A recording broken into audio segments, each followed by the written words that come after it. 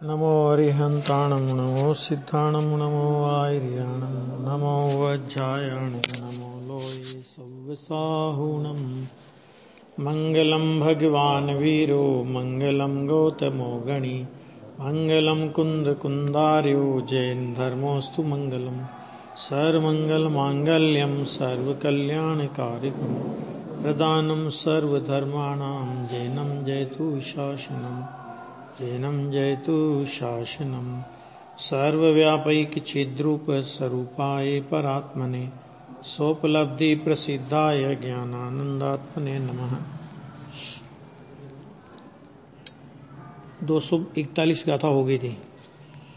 अब 242 गाथा में अब यह समर्थन करते हैं कि आगम ज्ञान तत्वार्थ श्रद्धान संयत तत्व के युगपतपने के साथ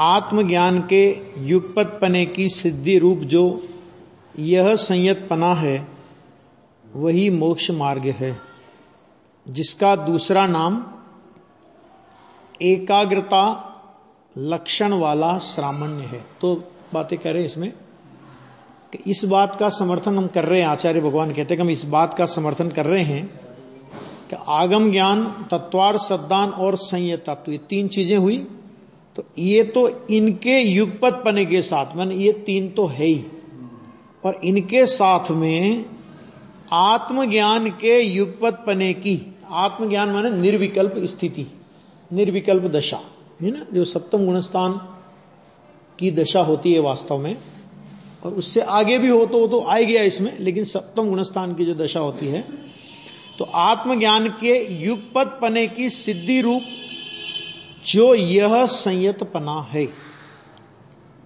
वही मोक्ष मार्ग है। और इस मोक्ष मार्ग का दूसरा नाम क्या है? तो उन्होंने कहा कि एकाग्रता लक्षण वाला श्रामण्य इसका दूसरा नाम। ये बात पहले आ चुकी है गाथा में। गाथा पढ़ेंगे। दंसणान चरितेषु तीसु जुगवं समुदिठो जोदु एगद्गदोतिमदो सामन्नं तस्य परिपूर्णम् द्रग्ज्ञानेने चारित्र तृणमा युगपदे आरूढजे तेने कयो एकाग्रगत सामान्यता परिपूर्ण छे। ये परिपूर्ण सामान्य की बात कर रहे हैं। देखो, जो दर्शन ज्ञान और चारित्र इन तीनों में, यानी समय दर्शन समय ज्ञान और समय चारित्र इन तीनों में एक ही साथ आरूढ़ है, मुनि दशा है ना, तो समय दर्शन समय ज्ञान और चारित्र समय चारित्र यानी सकल चारित्र इसमें एक ही साथ आरूढ़ है। एक बात वह कैसा है कि वह एकाग्रता को प्राप्त है, निर्विकल्प शुद्धोपयोग की भूमिका को प्राप्त है। इस प्रकार शास्त्र में कहा है, और उसके श्रामण्य परिपूर्ण है, यानी निर्विकल्प अनुभूति हुई ना, तो श्रामण्य की परिपूर्णता कही गई। विकल्प में आया, भले ही समय दर्शन ज्ञान चारित्र है, लेकिन विकल्प की भूमिका में खड़ा है तो श्रामण्य परिपूर्ण नहीं हुआ।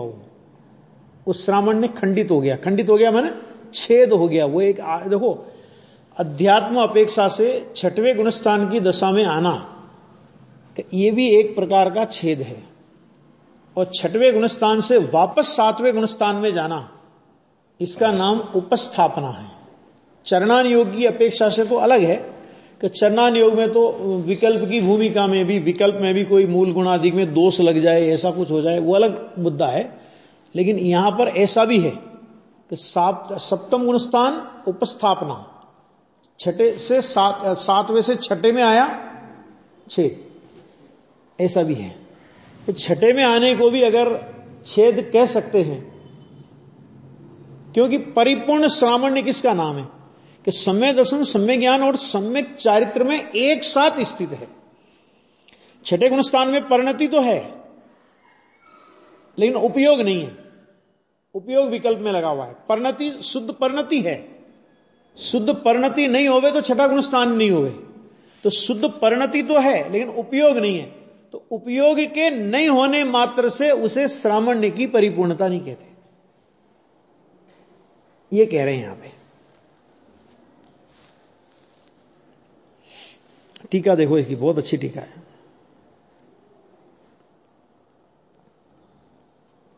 देखो, ज्ञेय तत्व और ज्ञात्र तत्व की, ज्ञेय तत्व कौन है और ज्ञात्र तत्व कौन है?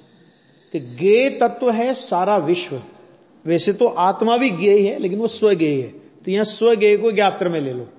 तो ज्ञेय तत्व मैंने सारा विश्व, विश्व के सारे पदार्थ, और ज्ञात्र तत्व की तथा प्रकार, तथा प्रकार मतलब जैसी है वैसी ही यथार्थ प्रतीति जिसका लक्षण है वह सम्यक दर्शन पर्याय है। देखो, ये ज्ञान प्रधान शैली में सम्यक दर्शन की व्याख्या है। क्यों? क्योंकि स्वपर के सिद्धांत की बात कर रहे हैं, मतलब ज्ञान, ज्ञेय तत्व और ज्ञात्र तत्व दो हो गए ना। सारा विश्व और विश्व को, मैंने सारा विश्व आएगा ज्ञेय तत्व में, और ज्ञेय तत्व को जानने वाला भगवान आत्मा आया ज्ञात्र तत्व में। और इसकी श्रद्धा को यहां पे कह रहे हैं यथा प्रकार, मतलब जैसा है उसकी उस प्रकार से श्रद्धा करना, उसका नाम सम्यक दर्शन पर्याय। अब ये ज्ञान प्रदान शैली में क्यों बात हुई कि सम्यक दर्शन की बात है, तो सम्यक दर्शन में तो फिर ये ज्ञान प्रदान शैली में क्यों इसको अपन कहेंगे कि ज्ञान प्रदान सम्यक दर्शन की व्याख्या है, ऐसा क्यों कहेंगे अपन? कि देखो, सम्यक दर्शन का जो मूल स्वरूप है वो त्रिकालिक रूप भगवान आत्मा में अपनापन, उसका नाम सम्यक दर्शन है। सम्यक दर्शन में का विषय वास्तव में तो स्व और पर, तो उसमें जो स्व है वो सम्यक दर्शन का विषय नहीं है। सम्यक दर्शन का विषय मैं होता है हमेशा। भगवान आत्मा को सम्यक दर्शन स्व मान के नहीं होता। क्या होता है कि भगवान आत्मा को मैं मान के सम्यक दर्शन होता है, और मैं का कोई प्रतिपक्षी नहीं होता। यहां पर ज्ञात्र तत्व और ज्ञेय तत्व दोनों की बात करी, तो ये ज्ञान प्रदान शैली में सम्यक दर्शन की व्याख्या हुई। माने स्व और पर को जानना, और स्व और पर को जानते ही स्व में स्वपना आया, स्व में मैं पना आया, और सारे विश्व के प्रति मैं पने का अभिप्राय टूट गया। दो बातें हुई, अपने आत्मा में मैं पना आया, और अपने आत्मा के अलावा सारे विश्व के प्रति मैं पने का जो अभिप्राय होता था कि वो अभिप्राय टूट गया। तो जानने की शैली की मुख्यता से ये सम्यक दर्शन पर्याय की व्याख्या है, समझ? तो समय सार अपन पढ़ेंगे तो वहां तो सीधा लिखा होगा कि भूतार्थ के आश्रय से सम्यक दर्शन होता है, और यहां लिख रहे हैं कि ज्ञेय तत्व और ज्ञात्र तत्व की यथा प्रकार जैसे है वैसी श्रद्धा। और लिखने वाले भी, दोनों ग्रंथों के लिखने वाले भी कुंदकुंदाचार्य, दोनों के टीकाकार भी अमृतचंद्राचार्य, दोनों के प्रवचनकार भी गुरुदेव श्री, कि नहीं आ गया? तो ये है, ये ऐसी ही एक परिभाषा नियम सार में भी आई है, समय सार, ये इस तरह की, समझा गया ना? तो नियम सार की परिभाषा में भी उन्होंने यही स्पष्ट किया कि ज्ञान प्रधान शैली में सम्यक दर्शन की व्याख्या है। जैसे भूतार्थ से जाने हुए नव तत्व सम्यक तो है, तो नौ भूतार्थ से जाने हुए नौ तत्व, तो नौ तो सम्यक दर्शन के विषय नौ तत्व होते हैं क्या? तो सम्यक दर्शन के विषय तो नौ तत्व नहीं होते। सम्यक दर्शन का विषय तो एकमात्र भूतार्थ त्रिकाली ज्ञायक स्वभाव होता है।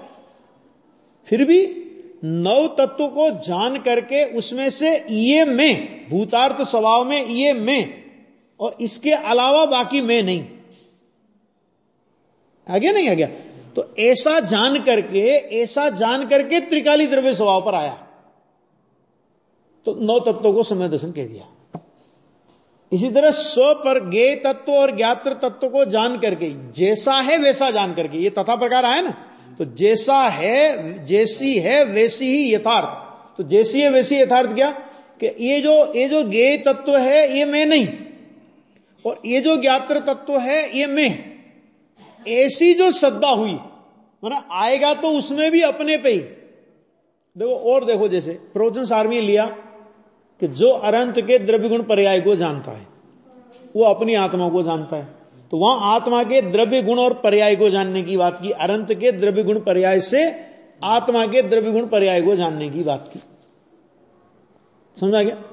तो द्रव्य गुण पर्याय को जानकर फिर पद्धति बताई उनने कि पर्याय का द्रव्य में संक्षेपण और गुण भेद की वासना का अंतर्धान होने पर एक चिन्मात्र भाषित होता है। मैंने ले तो वही गए बात को कि चिन्मात्र माने वही भूतार्थ स्वभाव, कि वो भूतार्थ स्वभाव भाषित होता है, ना तो वहां पर गुणों के भेद भाषित होते हैं और ना तो एक एक समय की पर्याय दिखाई देती है। समझ में आ गया कि नहीं आ गया? उसने पर्याय का द्रव्य में संक्षेपण कराया और गुण भेद की वासना का अंतर्धान कराया, और फिर कहा कि अब चिन्मात्र भाषित होता है। तो बात तो 11वीं गाथा पर ही गई वहां पर भी, लेकिन 11वीं गाथा पर पहुंचने के पहले अरहंत के द्रव्य गुण पर्याय, आत्मा के द्रव्य गुण पर्याय की बात की। आ गया? इसी तरह यहां पर ज्ञेय तत्व और ज्ञात्र तत्व की बात की, तो ज्ञेय तत्व और ज्ञात्र तत्व के विकल्प में लगा रहे, सम्य दर्शन हो जाए, ऐसा 3 काल में नहीं है। ज्ञेय तत्व और ज्ञात्र तत्व को यथा प्रकार, तथा प्रकार आया ना, जैसा वो है कि ये मैं हूं, अब ये मैं हूं और ये मैं नहीं। अब ध्यान से सुनना जरा, ये थोड़ी बारी के बाद, कि ये ज्ञेय तत्व ये मैं नहीं और ज्ञात्र तत्व ये मैं, कि ये भी सम्य दर्शन का स्वरूप नहीं है, क्योंकि विधि निषेध ये ज्ञान का स्वरूप है। मैं अस्ति नास्ति करना ये ज्ञान का स्वरूप है। ये मैं हूं और ये मैं नहीं। समझ में आ गया कि नहीं आ गया? तो ये अस्ति नास्ति की जो माथापच्ची करेगा वो ज्ञान करेगा। ज्ञान ने जिसे निज अस्ति के रूप में स्वीकार किया, श्रद्धा केवल उसमें अपनापन करती है, और उस अपनापन में ये मैं नहीं हूं ये श्रद्धा का स्वरूप नहीं है, ये ज्ञान जानता है। आ गया? लेकिन ज्ञान ने ऐसा जाना था, जैसे देखो और मैं आपको प्रमाण देता हूं। उन्होंने कहा कि भगवान के जिन बिंब दर्शन को सम्य दर्शन का निमित्त कहा। तो भगवान के जिन बिंब दर्शन को क्यों भाई? भगवान तो एकदम परद्रव्य। तो उन्होंने कहा कि उसको सम्यक दर्शन होने के पहले भगवान की जिन प्रतिमा को वो देख रहा था, और जिन प्रतिमा को देख करके उसे ऐसा विकल्प आया, ऐसा विचार आया कि जैसा ये भगवान का स्वरूप है वैसा ही मेरा परिपूर्ण स्वभाव है, और ऐसा होकर के भगवान का विकल्प भी छूट गया और परिपूर्ण स्वभाव में द्रव्य गुण पर्याय का विकल्प भी छूट गया, और एकमात्र भूतार्थ द्रव्य स्वभाव दृष्टि में रह गया। तो सम्यक दर्शन तो तभी हुआ कि जब भूतार्थ द्रव्य स्वभाव दृष्टि का विषय बना, लेकिन उस दृष्टि के विषय के पहले यदि भगवान संबंधी विकल्प चल रहा था तो भगवान के दर्शन से सम्य दर्शन हुआ, यानी भगवान का दर्शन सम्य दर्शन में निमित्त है, ऐसा बोला गया। नारकी माने वेदना, नारकी की वेदना को सम्य दर्शन में निमित्त कहा। तो नारकी को मैंने डंडे खाते खाते सम्य दर्शन होता है क्या? नारकी तो पिटता रहता है, तो वेदना को क्यों कहा? कि किसी जीव को नरक की ऐसी भीषण वेदना भोगते हुए ऐसा विचार आ जाए, पूर्व में ज्ञानी की देशना सुनी और उस समय ऐसा विचार आ जाए कि अरे क्या ऐसी वेदना भोगना जीव का स्वभाव है, और एकदम ऐसा विचार आकर के अरे मैंने अपने आत्म स्वभाव की विराधना की थी तो विराधना के फल में मुझे इन नरक की वेदना मिली है, तो ऐसा ख्याल में आने पर तुरंत ज्ञायक स्वभाव की आराधना चालू हो गई, सम्य दर्शन हो गया, तो नरक की वेदना को सम्य दर्शन में निमित्त कहा गया। ऐसे ऐसे प्रकार है ये सब, आगे समझ में। तो ये तथा प्रकार का मतलब यहां ये नहीं कि ज्ञात तत्व और ज्ञात तत्व ज्ञान प्रधान शैली में सम्य दर्शन की व्याख्या है। समय सार में जो सम्य दर्शन की व्याख्या आएगी वो दृष्टि प्रधान शैली में आएगी। भूतार्थ के आश्रय से सम्यक दर्शन होता है, पर्याय मात्र अभूतार्थ है, व्यवहार मात्र अभूतार्थ है, ये वहां पे कहा। तो जहां जहां जिस अपेक्षा से आचार्य भगवान बोलते हैं उस अपेक्षा से समझना। देखो सम्यक दर्शन की कथन करने की पद्धति बहुत प्रकार की है। ज्ञान प्रदान शैली में सम्यक दर्शन की व्याख्या होगी, चारित्र प्रदान शैली में सम्यक दर्शन की व्याख्या होगी, आनंद प्रदान शैली में सम्यक दर्शन की व्याख्या हो सकती है। जैसे अनुभूति को सम्यक दर्शन कहना, आत्मा की अनुभूति, तो अनुभूति को सम्यक दर्शन कहना ये व्यवहार है। अनुभूति निश्चय, आत्मा की अनुभूति वो परमार्थ है, लेकिन वो ज्ञान गुण की पर्याय है। अनुभूति किसकी पर्याय है? वेदन करना किसकी पर्याय है? कि ज्ञान गुण की। और उस अनुभूति से सम्यक दर्शन का पता लगता है कि ये सम्यक दर्शन हो गया इसको। क्यों? क्योंकि आत्मा की अनुभूति हुई। सम्यक दर्शन ऐसा सूक्ष्म परिणाम है कि डायरेक्ट श्रद्धा गुण की पर्याय को श्रद्धा गुण की पर्याय से नहीं जान सकते आप, अनुभूति के माध्यम से उसको जाना जाता है। समझ आ गया नहीं आ गया? तो अनुभूति मतलब दूसरे गुण की पर्याय से दूसरे गुण की पर्याय को जानना, आ गया? इसका नाम व्यवहार। और ये आया है अष्टपाउड़ के जो दूसरी गाथा है, दंसन मूलो धम्मो, वो वाली गाथा है ना, उस गाथा में पंडित जयचंद जी साहब ने बहुत अच्छा इसका स्पष्टीकरण किया। पंचाध्याय में भी आता है और गुरुदेव श्री के प्रवचनों में इसका बहुत स्पष्टीकरण आता है। मैंने लगभग इस दूसरी गाथा पर लगभग 8.5 प्रवचन है गुरुदेव श्री के। तो उसमें यह बात आई कि ज्ञान की मैंने आत्मा की अनुभूति की ओर से तुम सम्यक दर्शन की पहचान करते हो, कि इसका नाम व्यवहार। क्यों व्यवहार? कि अन्य गुण की पर्याय से अन्य गुण का परिचय देना, आ गया ना? तो एक द्रव्य के भाव को दूसरे द्रव्य में मिलाना, एक गुण के भाव को दूसरे गुण में मिलाना, एक पर्याय के भाव को दूसरी पर्याय में मिलाना, ये व्यवहार हुआ कि नहीं हुआ? है ना? तो अब लोग ये समझते हैं कि देखो ये अनुभूति, अरे अनुभूति नहीं है व्यवहार, अनुभूति तो परमार्थ है, वो ज्ञान गुण की पर्याय है। और उस ज्ञान गुण की पर्याय से आप श्रद्धा गुण का परिचय दे रहे हो, ये व्यवहार है। उसमें अंतर समझ आ गया कि नहीं आ गया? ऐसा है सब। तो ऐसे ही यहां पे समझो कि ज्ञान ज्ञेय तत्व और ज्ञात्र तत्व की तथा प्रकार माने जैसी है वैसी यथार्थ प्रतीति जिसका लक्षण है वह सम्यक दर्शन पर्याय है। आ गया? ज्ञेय तत्व और ज्ञात्र तत्व की तथा प्रकार अनुभूति माने जानना, अनुभूति का मतलब यहां जानना, जिसका लक्षण है वह ज्ञान पर्याय है। तो स्व को स्व जाना और पर को पर जाना, तो फिर वो जानने वाली पर्याय किसके सन्मुख झुकेगी? है? ऐसा होगा कि देखो पर तो अपना है ही नहीं, स्व तो अपना है ही, पर को भी अपना बना लेते हैं अपन। तो ऐसा स्व को स्व जाना और पर को पर जाना, इस जानने का मतलब क्या हुआ कि जब हमने पर को पर जाना तो वहां से अपनापन का उपयोग टूट जाना चाहिए, और स्व को स्व जाना तो स्वपने में अपने पने की प्रवृत्ति हो जाना चाहिए, है ना? तभी तो स्व को स्व जाना और पर को पर जाना। तो उसका नाम बोला उन्होंने कि वो ज्ञान पर्याय है। ज्ञेय तथा ज्ञाता की क्रियांतर से निवृत्ति के द्वारा रचित, देखो क्रियांतर का बहुत अच्छा अर्थ किया है। अन्य क्रिया मतलब ज्ञेय और ज्ञाता अन्य क्रिया से निवृत्त हो,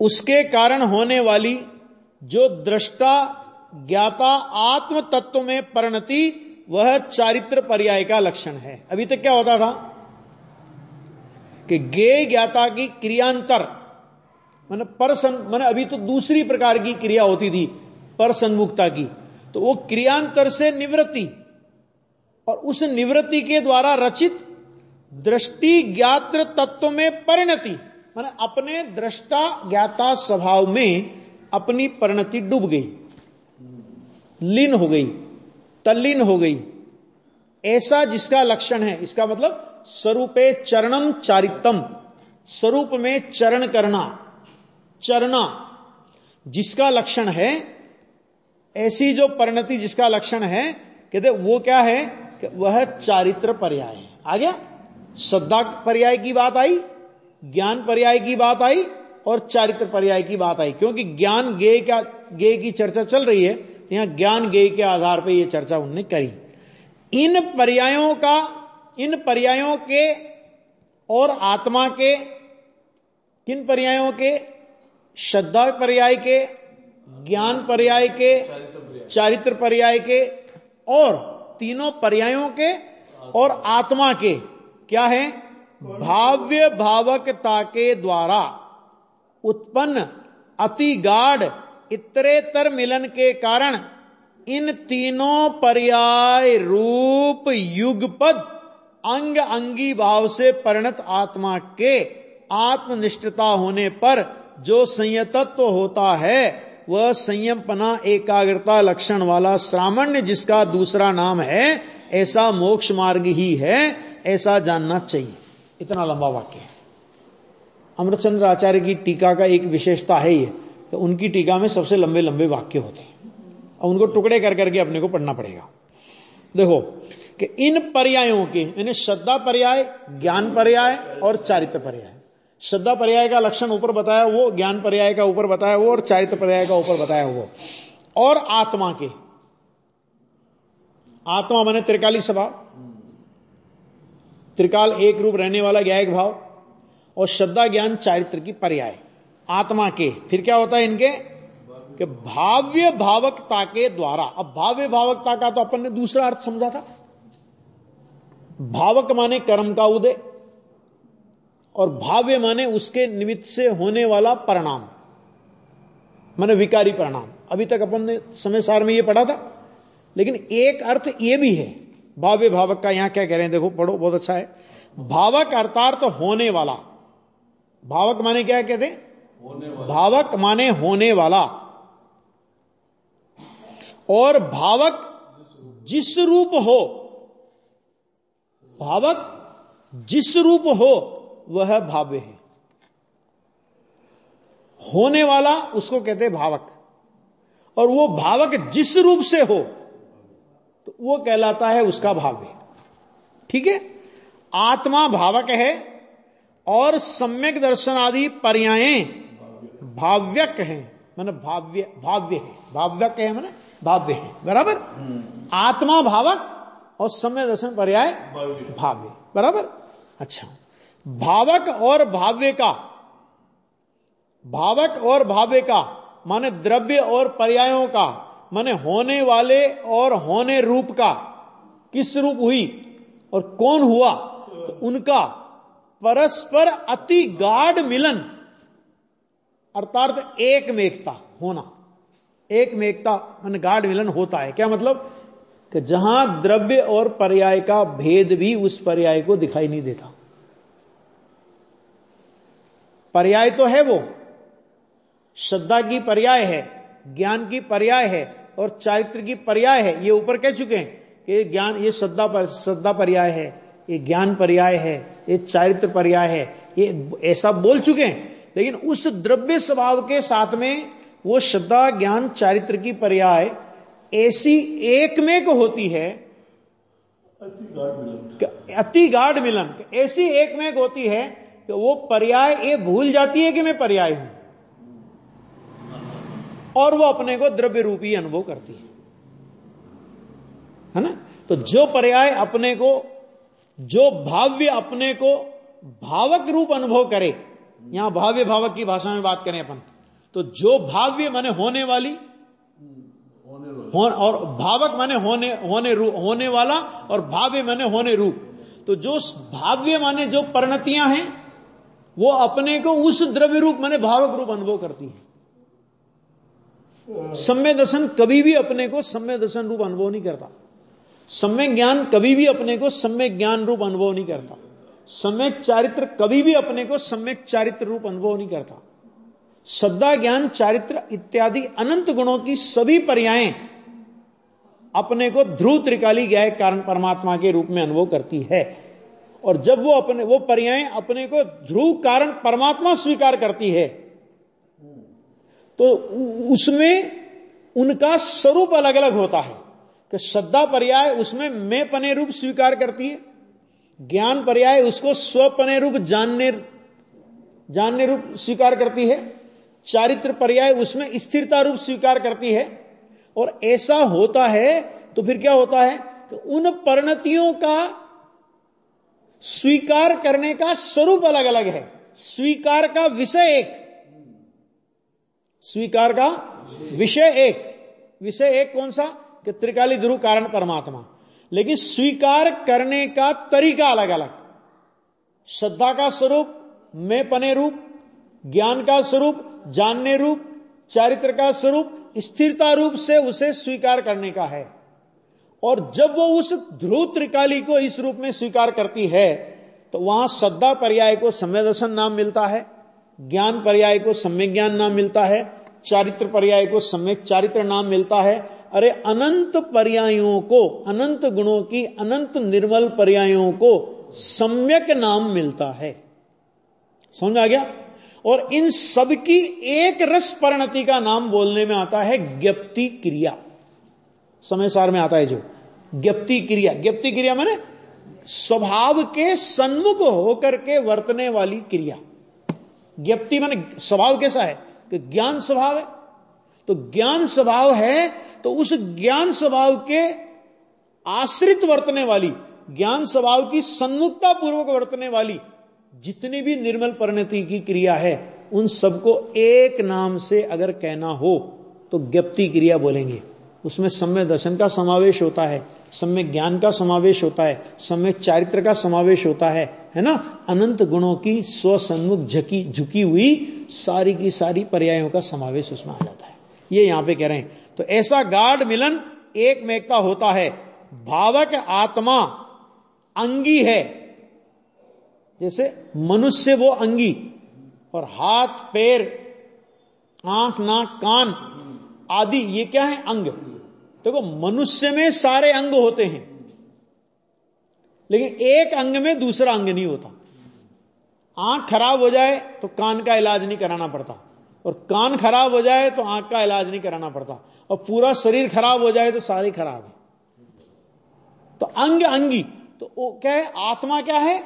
आत्मा अंगी है, और भाव्य रूप मानो होने वाली जो सम्यक दर्शन आदि पर्याय हैं, सम्यक दर्शन, सम्यक ज्ञान, सम्यक चारित्र आदि पर्याय हैं, तो वे उसके अंग हैं। इतना है इसका। आई बात समझ में? नहीं है? देखो ये आया, इन पर्यायों के और आत्मा के भाव्य भावकता के द्वारा उत्पन्न अति गाढ़ इतरेतर मिलन। अति गाढ़ इतरेतर मिलन मतलब जहां पर कोई भेद अब दिखाई नहीं देता, द्रव्य पर्याय का भी है ना। वहां नए वगैरह नए प्रमाण निक्षेप के भेद की तो बात ही क्या करना। मिलने के बल के कारण इन तीनों पर्याय रूप युगपद माने एक साथ अंग अंगी भाव से, अंग माने ये पर्याय और अंगी माने भगवान आत्मा, परिणत आत्मा के, कि जो आत्मा इन पर्यायों के साथ अंग अंगी भाव से परिणमित हुआ है, ऐसे आत्मा के क्या होती है? आत्मनिष्ठता होती है। अभी तक क्या होती थी हमारे? अभी तक क्या होती थी हमारे? ज्ञेय निष्ठता। पूजा में बोलते हैं सिमंदर भगवान की पूजा में, हो शांत ज्ञेय निष्ठा मेरी, जल से चरणाम्बुज चर्चित है। तो ज्ञेय निष्ठा का मतलब क्या है? कि ज्ञेय का आश्रय करके परिणमना। माना आप किसके, निष्ठा का मतलब तो सीधा समझते हैं ना अपन, निष्ठा का मतलब होता है वफादार। अपनी सरल भाषा में बात करें कि ये कि भैया साहब ये तो हमारे वफादार निष्ठावान कार्यकर्ता हैं, है ना। आए कि नहीं है? निष्ठावान कार्यकर्ता हैं, इसका मतलब क्या है कि ये हमारे वफादार कार्यकर्ता हैं। तो ऐसे ही ये सम्यक दर्शन ज्ञान चारित्र की जो पर्याय हैं, अंग अंगी भाव से आत्मा, आत्मनिष्ठता माने ये सभी क्या है? कि आत्मा के अंग अंगी भाव होने पर, अंग अंगी भाव से परिणत आत्मा के आत्मनिष्ठता होने पर, कि सारी परिणतियां आत्मनिष्ठ हो गई, आत्मा के प्रति वफादार हो गई, आत्मा के प्रति समर्पित हो गई, आत्मा के प्रति ही झुकाव हो गया, आत्मा के प्रति उन्मुखता हो गई, आत्मा के सन्मुख हो गई, जिस नाम से कहना हो उस नाम से कह लो, उसको बोलते आत्मनिष्ठता। अब भले वो ज्ञेय में जाए, ध्यान से सुनना, तो अब भले ज्ञानी का ज्ञान ज्ञेय में जाए, लेकिन अब वो ज्ञेय निष्ठ नहीं है। क्यों नहीं ज्ञेय निष्ठ? पहले ज्ञान ज्ञेय में जाता था, मैंने ज्ञान ज्ञेय को जानता था, तो अज्ञानी ये मानता था कि इस ज्ञेय के कारण से मुझे ज्ञान हुआ, वो ज्ञेय निष्ठ था। अभी क्या हो गया कि भले ही ज्ञेय में जाए, भले पर ज्ञेय भी जानने में आवे, तो भी ज्ञानी जानता है कि पर से कुछ भी संबंध नहीं, वो आत्मनिष्ठ है। तो आत्मनिष्ठता होने पर जो संयत तत्व होता है, वह संयतपना कैसा है? वो एकाग्रता लक्षण वाला श्रामण्य, अपने आत्म स्वरूप में एकाग्रता, एकाग्र चिंता निरोधो ध्यानम बोलते कि नहीं बोलते? तो ऐसा एकाग्रता लक्षण वाला श्रामण्य, जिसका दूसरा नाम है, माने एकाग्रता लक्षण वाला श्रामण्य, आत्मनिष्ठता कहो, अंग अंगी भाव से परिणत होना कहो, एकाग्रता लक्षण वाला श्रामण्य, इसी का दूसरा नाम है, मैंने इसी का पर्यायवाची है, चाहे आप ये कहो। ऐसा मोक्ष मार्ग ही है, इसी का नाम तो मोक्ष मार्ग है। और किसका नाम मोक्ष मार्ग है? मोक्ष मार्ग का माने, मोक्ष का मतलब है छूटना, और मार्ग का मतलब है कि छूटना चालू हो गया, अब वो धीरे धीरे धीरे धीरे धीरे धीरे छूटता जा रहा है, छूटता जा रहा है, छूटता जा रहा है, छूटता जा रहा है, छूटता जा रहा है, बढ़ना, उस छूटने की दिशा में बढ़ना। और जब पूरा पूरा छूट गया, मोक्ष हो गया। ऐसा जानना चाहिए, क्योंकि वहां संयत पने में, अब दो क्या गजब के उदाहरण दिए, पेय की भांति अनेकात्मक एक का अनुभवन, अनेकात्मक एक का अनुभव,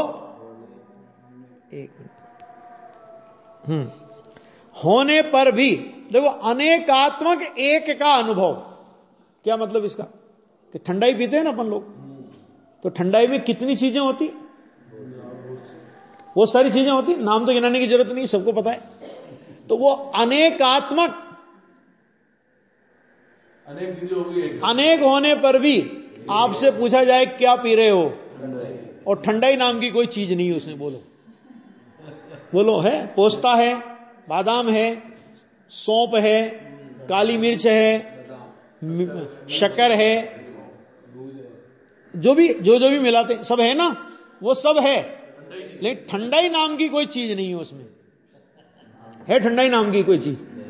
और बोला तो क्या जाएगा कि क्या पी रहे हो? कि ठंडाई पी रहे हैं। तो ठंडाई पी रहे हैं तो क्या, अच्छा ठंडाई पी रहे हो, पोस्ता नहीं पी रहे हो, काली मिर्च नहीं पी रहे हो, सौंफ नहीं पी रहे हो, ये नहीं है, ये नहीं पी रहे हैं। देखो पीते हुए भी उनका निषेध करते हैं कि नहीं करते अपन लोग? तो ये पीते हुए भी अपन लोग उनका निषेध करते हैं, इसका मतलब है कि अनेकात्मक एकता, ये कह रहे हैं यहां पे। देखो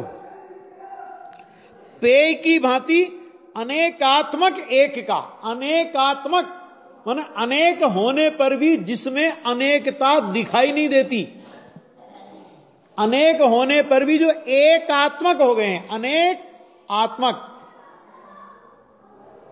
और अगर अनेक का विकल्प रहे तो ठंडाई का स्वाद नहीं आएगा, है ना? वो कंजूस सेठ के हलवे जैसा होगा। एक कंजूस सेठ का हलवा क्या होता है पता है? एक कंजूस सेठ था, चमड़ी जाए दमड़ी न जाए। अब सेठ जितना कंजूस, सेठानी उतनी दरिया दिल। अब उसका दामाद आया घर में, अब घर में दामाद आया तो फिर सेठानी ने खूब खातिर की उसकी, तो बहुत बढ़िया मूंग की दाल का हलवा और उसमें खूब अच्छे ड्राई फ्रूट वगैरह डाल करके, और प्लेट के ऊपर तैरता हुआ घी।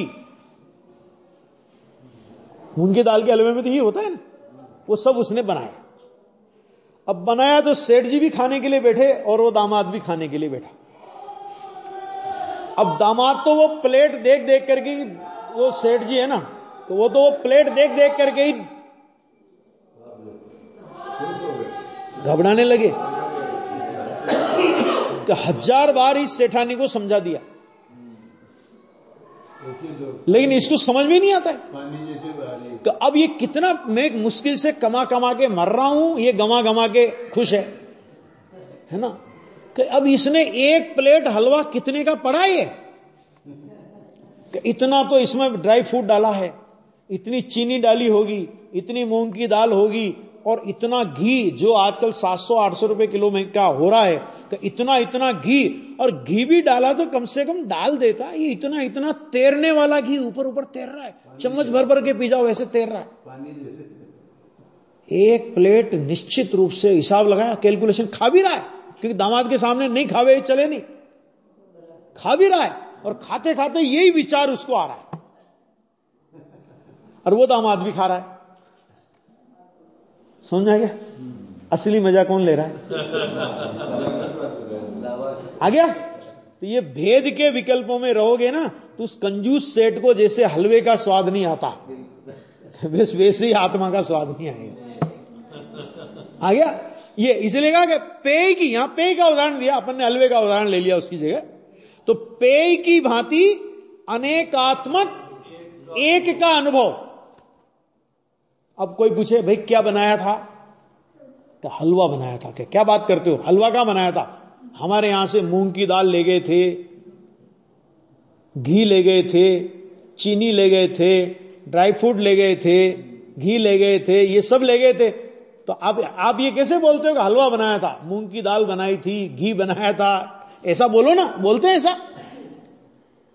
और गजब की बात ये, उस हलवे में ये सब चीजें तो है, लेकिन उनमें कोई हलवा नाम की चीज नहीं डली है। डली हलवा नाम की चीज? तो भाई साहब उन सबके एक रस का नाम हलवा है। आ गया? इसी तरह यहां पे कहते अनेकात्मक पेय की भांति अनेकात्मक एक का अनुभव होने पर भी है ना, होने पर भी देखो, समस्त परद्रव्य से निवृत्ति हुआ क्या? कि अनुभव तो हुआ अनेकात्मक एक का, लेकिन हुआ क्या उस समय? कि समस्त परद्रव्य से निवृत्ति होने से, कि उस समय समस्त परद्रव्य से निवृत्त हो गया वो, एक का अनुभव और समस्त परद्रव्य से निवृत्त। क्यों? क्योंकि विश्व में एक ही अपना है और अपने अलावा सारा विश्व पर है। आ गया? तो एक का अनुभव होने से फिर क्या हुआ कि समस्त परद्रव्य से निवृत्ति करनी नहीं पड़ी, हो गई। ये नहीं लिखा निवृत्ति करने से, ये नहीं लिखा है, लिखा निवृत्ति होने से। क्यों? क्योंकि अगर परद्रव्य की निवृत्ति करने जाएगा तो परद्रव्य की निवृत्ति ये भी नास्ति का एक विकल्प है। मैं इससे छूटता हूं, मैं इससे छूटता हूं, मैं इससे छूटता हूं, मैं इससे छूटता हूं, मैं इससे छूटता हूं, मैं इससे छूटता हूं। तो छूटने की क्यों बात करता है? तो ये करे ना कि मैं स्वभाव में जुड़ता हूं, तो जब स्वभाव में जुड़ा सब छूट गया। इसलिए स्वानुभूति दर्शन में एक बोल है बैंश्री का, बहुत अच्छा बोल आता है, उसमें कहा कि कभी भी नास्ति से ग्रहण नहीं होता स्वभाव का, स्वभाव का ग्रहण हमेशा अस्थि से हो। मैं कैसा हूं कैसा नहीं हूं ये तो समझाने की शैली है। क्यों? क्योंकि जैसा नहीं है वैसा माना हुआ है, इसीलिए तो जैसा है वैसा ग्रहण नहीं हो रहा। तो जैसा है वैसा ग्रहण कराने के लिए जैसा नहीं है वैसा हमने मान रखा है, तो उसका निषेध कराने के लिए ज्ञानियों के उपदेश में नास्ति के कथन तो अनेक प्रकार के आते हैं। शरीर में नहीं, राग में नहीं, ये मैं नहीं, ये मैं नहीं, ये मैं नहीं। लेकिन ये मैं नहीं, ये मैं नहीं, ये मैं नहीं, इसके आश्रय से कभी समय दर्शन नहीं होगा। नास्ति के आश्रय से कभी सम्यक दर्शन नहीं होगा। और मैं हूं ऐसी अस्थि का स्वीकार करते ही सम्यक दर्शन हुए बिना नहीं रहेगा, है ना। जैसे इसके लिए मैं एक उदाहरण देता हूं। एक बच्चे को गुरुजी ने पढ़ाया था पाठ, पहाड़ा पढ़ाया था, पहाड़ा गणित मैंने गिनती सिखाई थी और पहाड़ा पढ़ाया था। तो गिनती सिखाई थी तो वो गिनती, उन्होंने कहा भाई कल गिनती याद करके लाओ, और गिनती में जोड़ बाकी गुणा भाग जो भी, तो 2 और 2 4 होते। अब वो बच्चे के ध्यान में रहेगा 2 और 2 5, 2 और 2 5, 2 और 2 5। तो घर पे आके वो रटने लगा, रटर का गया। उसने कहा आज तो मेरे को याद ही, अब क्या तकलीफ है। तो गुरुजी ने कहा कि बोल भाई याद किया? कहाँ किया? क्या याद किया? कि 2 और 2 5 और 5 दूनी 10। ठीक है। तो गुरुजी ने कहा मैंने ये पढ़ाया था, कल याद करके लाना ढंग से, 2 और 2 5 नहीं होते, याद करके लाना। अब वो आकर के ये रटने लगा, 2 और 2 5 नहीं होते, 2 और 2 5 नहीं होते, 2 और 2 5 नहीं होते। पहले क्या रट रहा था? 2 और 2 5 होते हैं। मैंने पहले अज्ञानी शरीर में, कर्म में, राग में, पुण्य पाप में, ये में, तो ये तो 2 और 2 5 वाला हो गया। अब जब उसका निषेध कराया तो निषेध भी फंस गया। शरीर में नहीं, कर्म में नहीं, राग में नहीं, ये में नहीं, ये में नहीं। तो वो क्या हुआ कि 2 और 2 5 नहीं, 2 और 2 5 नहीं, 2 और 2 5 नहीं। तो 2 और 2 5 होते हैं अथवा 2 और 2 5 नहीं होते, इसमें क्या फर्क पड़ा ये बताओ मुझे। क्यों? क्योंकि जो 2 और 2 5 होते हैं उसको भी ये पता नहीं कि 2 और 2 कितने होते हैं, और 2 और 2 5 नहीं होते उसको भी ये पता नहीं कि 2 और 2 कितने होते हैं। आ गया? तो हम कभी कभी नास्ति के विचार करके अपने को धर्मात्मा समझ लेते हैं। अरे हम तो बिल्कुल आत्मा का विचार करते हैं भाई साहब, आत्मा में किसी परद्रव्य को नहीं मिलाते। देखो मैं शरीर नहीं, मैं राग नहीं, मैं ये नहीं, मैं ये नहीं। और आपको तो हम 29 के 29 बोल सुना दे, में 50 से 55 नंबर की गाथा तक के, कि तुमने 29 बोल तो सुना दिए कि ये मैं नहीं, ये मैं नहीं, ये मैं नहीं, लेकिन ये तो बता तू है क्या। तो ये तो हमको पता ही नहीं अभी हम क्या है, कोई मतलब नहीं उसका। आ गया? मैं अस्थि से शुरुआत होती, इसलिए कहा समस्त परद्रव्य की निवृत्ति होने से तुझे करनी नहीं पड़ेगी। तुमने एक अपनी अस्थि का स्वीकार किया तो अनंत नास्तियां उसमें अपने आप आ गई। अस्थि, ये मेरी अस्थि, तो इसके अलावा अन्य कोई भी अस्थि नहीं। ना अस्थि, नास्ति का मतलब क्या होता है? न अस्थि। तो जब हमने अपनी अस्थि का स्वीकार कर लिया तो जो हमारे में नहीं है उसकी न अस्थि, माने ये हमारी नहीं है, तो अपने आप आ जाती। उसके लिए विकल्प को लंबाने की जरूरत क्या है? आचार्य ने तो लिखा, उसका कारण है क्योंकि हम नहीं हैं उस रूप अपने को मानते थे, इसलिए आचार्य को हमें वहां से हटाने के लिए नास्ति से कथन करना पड़ा। लेकिन नास्ति से कथन करना ये कोई राजमार्ग नहीं है, समझ आ गया? इसमें अस्थि ख्याल में आना चाहिए। तो ये कह रहे हैं निवृत्ति होने से एकाग्रता अभिव्यक्त, अर्थात क्या है उनको कि वो अभिव्यक्त माने प्रकट ही, प्रकट है, ये प्रकट है तक बात हुई। अभी आगे की चर्चा पर कल की सौदे करते हैं।